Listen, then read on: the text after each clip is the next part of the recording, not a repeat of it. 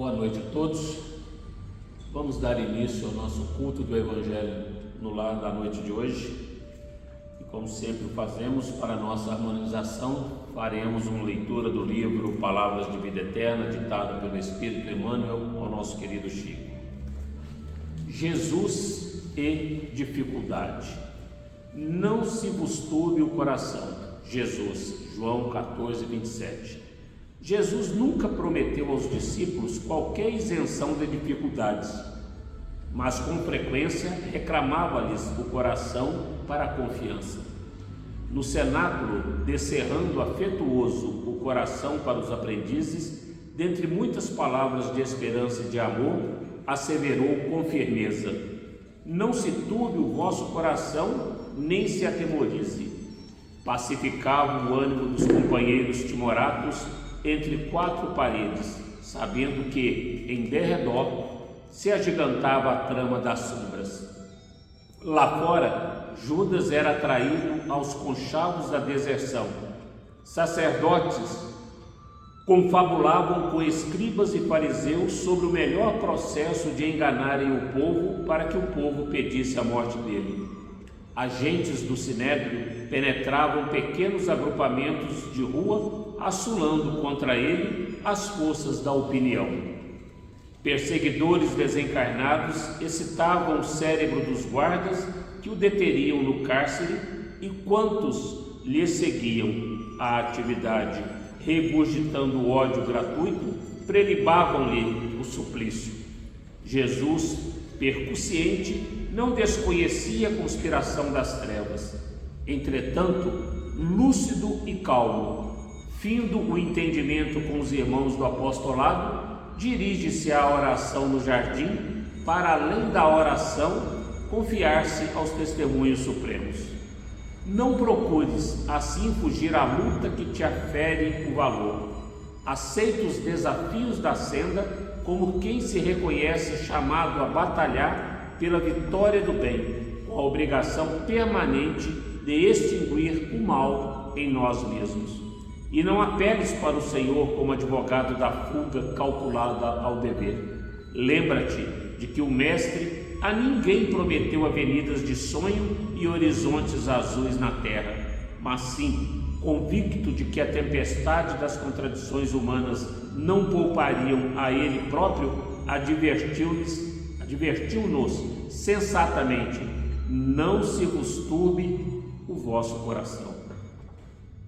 Então vamos elevar os nossos pensamentos a Deus, rogando do Criador toda a bênção necessária para o nosso equilíbrio, para o nosso refazimento moral e espiritual, agradecendo a Jesus pelas lições morais das quais faremos a leitura da noite de hoje e dialogaremos sobre ela para o nosso entendimento, para o nosso aperfeiçoamento moral. Sendo gratos ainda à espiritualidade maior que nos envolve, nos intui, nos assiste nesse instante, trazendo-nos o equilíbrio, a serenidade, a paz e a sabedoria que tanto necessitamos. Te agradecemos ainda, Pai, pela presença desses irmãos da pátria espiritual que aqui, com a vossa permissão, comparecem para aprender conosco sobre as vossas lições morais. Queremos te agradecer pela semana que se passou, pelo alimento, pela água, pelo teto e pelo agasalho. Queremos te agradecer pela nossa saúde, pelo nosso lar, por tudo que temos e por tudo que somos. Te agradecemos pelos entes queridos, encarnados e desencarnados, pelos amigos e até por aqueles que se julgam nossos inimigos. Que a mesma luz que rogamos para nós outros recaia igualmente sobre cada um desses nossos irmãos, onde quer que se encontrem. E te rogamos nesse instante ainda que permita que nossa Mãe Maria, juntamente com os legionários do bem, possa ir de encontro a todos os nossos irmãos suicidas, levando até eles as nossas vibrações de amor, de carinho e de ternura, e que em breve eles possam estar juntos de nós novamente. E assim, Pai, imensamente agradecidos por essa oportunidade bendita, com a oração que nos ensinastes, pedimos permissão para dar por iniciado o culto do Evangelho da noite de hoje. Pai nosso que estais no céu, santificado seja o vosso nome. Venha a nós o vosso reino, seja feita a vossa vontade, assim na terra como ela é feita no céu. O pão nosso de cada dia nos dai hoje. perdoai as nossas ofensas, na medida em que perdoarmos aos nossos ofensores. E não nos deixeis entregue às tentações, mas livra-nos, Senhor, de todos os males, hoje, agora e sempre.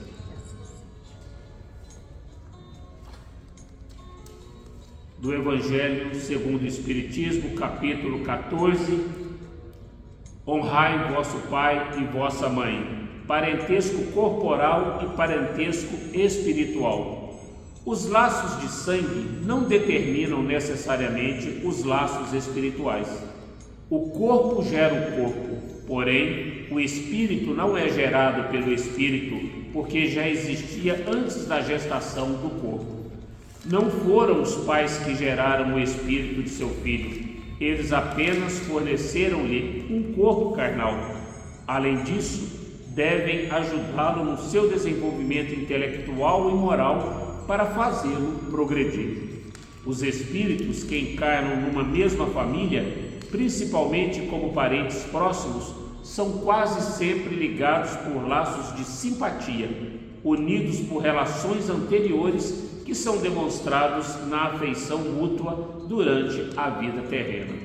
Pode acontecer também que esses espíritos sejam completamente estranhos uns aos outros, separados por antipatias igualmente anteriores que se manifestam por suas aversões na terra, e elas servirão de provação entre eles.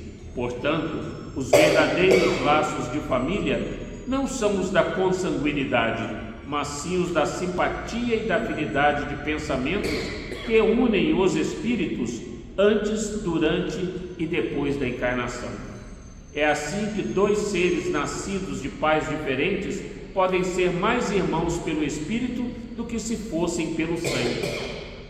Eles se querem, se procuram, sentem prazer em estar juntos, enquanto dois irmãos consanguíneos podem repelir-se, como aliás se vê todos os dias, questão que só o Espiritismo pode explicar pela pluralidade das existências. Há, portanto, duas espécies de famílias: as famílias por laços espirituais e as famílias por laços corporais. As primeiras, duráveis, se fortificam pela purificação e prosseguirão no mundo dos espíritos, por meio das muitas migrações da alma. As segundas, frágeis como a própria matéria, acabam com o tempo e muitas vezes se desfazem moralmente já na existência atual. Foi isto o que Jesus quis ensinar naquele momento, dizendo aos seus discípulos: eis minha mãe e meus irmãos, ou seja, minha família pelos laços do Espírito, pois quem quer que faça a vontade de meu Pai que está no céu é meu irmão, minha irmã e minha mãe. A hostilidade de seus irmãos está claramente expressa no relato de São Marcos, que diz terem eles a intenção de prender Jesus sob o pretexto de que estava fora de si. Jesus, informado da chegada de seus parentes e sabedor do que pensavam a seu respeito, aproveita a oportunidade para transmitir aos seus discípulos o ensinamento sobre o ponto de vista da família espiritual. Eis meus verdadeiros irmãos, e como sua mãe se achava entre eles, generaliza o ensinamento. Não devemos de nenhuma forma entender, entretanto, que sua mãe, segundo o corpo, não lhe era nada como espírito, ou que tinha por ela indiferença. Sua conduta, em outras ocasiões, comprova suficientemente o contrário. Então, o Evangelho hoje vem nos falar dos laços consanguíneos e dos laços espirituais. E é exatamente o que a gente presencia, o que a gente vivencia a cada encarnação. Muitas das vezes nós temos laços muito mais afetivos com amigos, com pessoas que não são do mesmo sangue nosso e que traz certa simpatia de encarnações passadas, porque já podem ter sido nossos entes queridos consanguíneos em outras vidas, ou podem ter sido apenas realmente amigos, pessoas com quem nós vivemos, convivemos e pactuamos naquele determinado instante da sua presença em nossas vidas. Então, quando Cristo fala: eis minha mãe e meus irmãos, rodeado por pessoas que não eram do seu mesmo tipo sanguíneo, quis demonstrar que muitos daqueles verdadeiramente o amavam, muitos daqueles verdadeiramente tinham simpatia por ele, prezavam os seus ensinamentos, comungavam dos seus ensinamentos e o colocavam em prática, enquanto seus irmãos realmente de sangue desejavam, em alguns instantes da sua existência, prendê-lo, dizendo que ele se encontrava fora de si, ou que ele não estava lúcido naquele determinado momento, quando pregava para toda aquela multidão que o cercava, que o rodeava naquele instante na Judeia.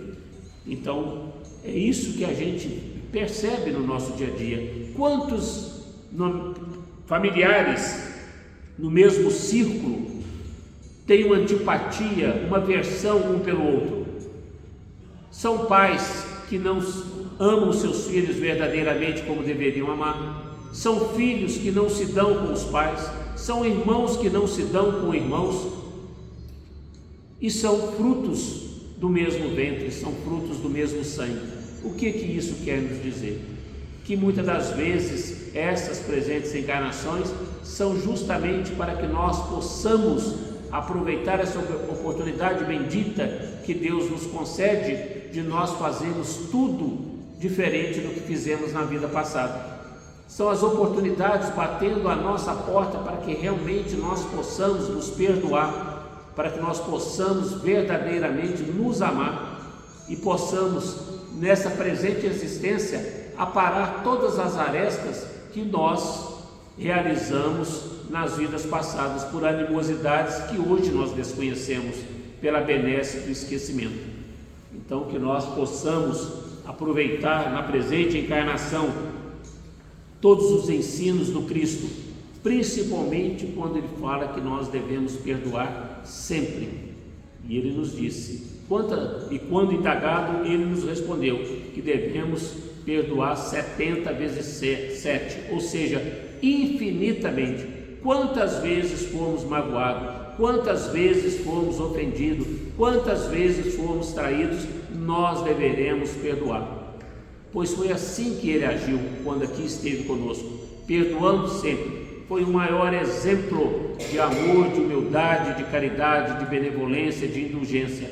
E nós não temos essa mesma indulgência para com os nossos semelhantes. Nós não temos a mesma indulgência com as imperfeições, com as limitações dos nossos entes queridos consanguíneos. Muitas das vezes nos damos com um irmão, mas não nos damos com o outro. E como a gente costuma dizer, né? Numa mesma família, os 5 irmãos como a mão, cada um diferente na sua índole, cada um diferente no seu pensar, cada um diferente no seu fazer. E nós temos que respeitar cada ente querido, consanguíneo ou não, na sua forma em que ele se encontra na atualidade. Todos nós estamos num degrau evolutivo.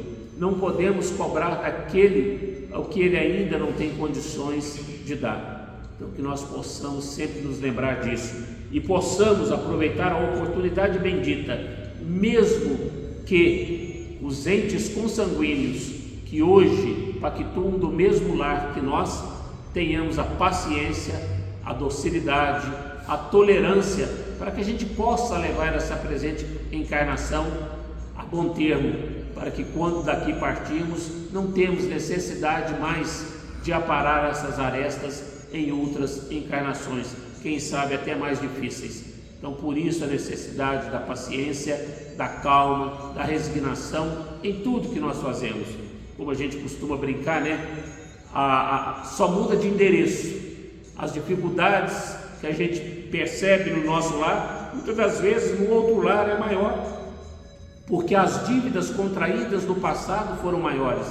Então, que nós possamos aprender a perdoar, seja o nosso pai, seja a nossa mãe, seja os nossos irmãos, seja os nossos primos, avós, aqueles que comungam dessa jornada evolutiva junto conosco nessa presente encarnação, a fim de que quando daqui partirmos, possamos estar serenos, tranquilos com o dever cumprido.